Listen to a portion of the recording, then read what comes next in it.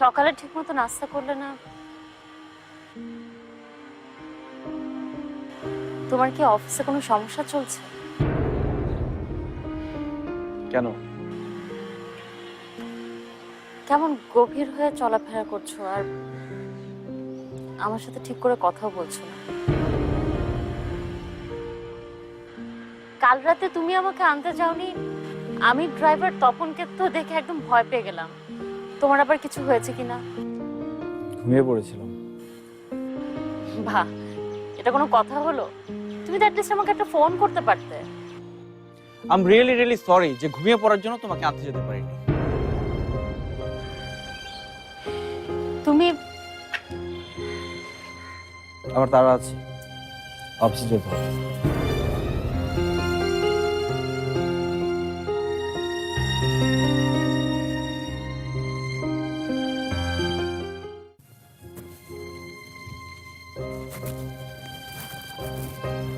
আমাকে দাও, বেঁধে দিচ্ছি।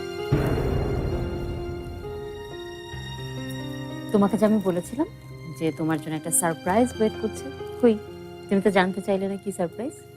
কি সারপ্রাইজ বলো? এভাবে তো বলবো না, একটা চমৎকার রেস্টুরেন্টে আমাকে লাঞ্চ করাবে, তখন বলবো। আমার জরুরি মিটিং আছে, আমি পারবো না। ওকে, তাহলে একটা চমৎকার রেস্টুরেন্টে তুমি আমাকে ডিনার করাবে, ক্যান্ডেল লাইট ডিনার। রোমান্টিক হবে না ব্যাপারটা? তখন বলবো।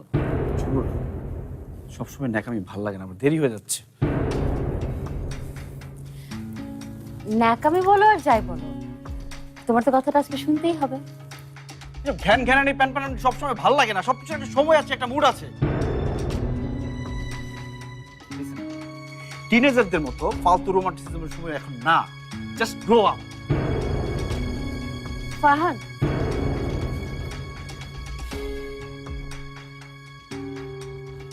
একজন হাজবেন্ডের মুড কখন কেমন সেটা স্ত্রী বোঝা উচিত। যদি সেটা না বুঝো তাহলে আমার কিছুই করার নেই।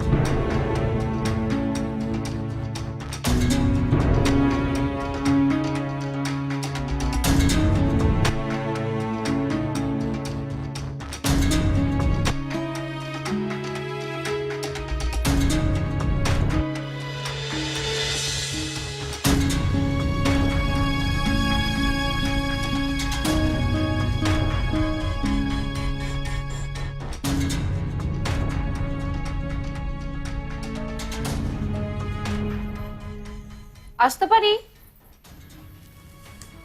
ও, এসো।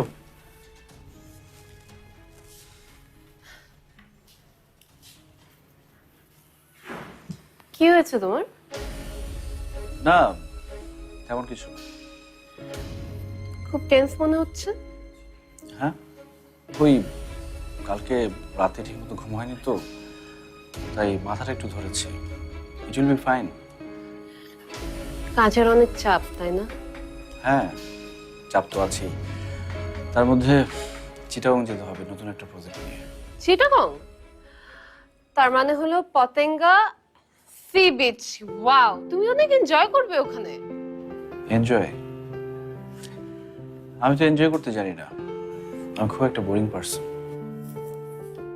রিয়েলি? তুমি বোরিং পারসন? কই, আমার সাথে থাকলে তো কখনো তোমাকে বোরিং হতে দেখিনি। তাহলে একটা কাজ করো, তুমিও চলো আমার সাথে। আমি সারাদিন অফিসের কাজ করব, তুমি হইচই করবে। Really? Wow, that's great. Okay, done. আমিও বুঝতে পারবো আমি বোরিং পারসন কিনা। হ্যাঁ? না, কি খাবে বলো? কফি। কফি।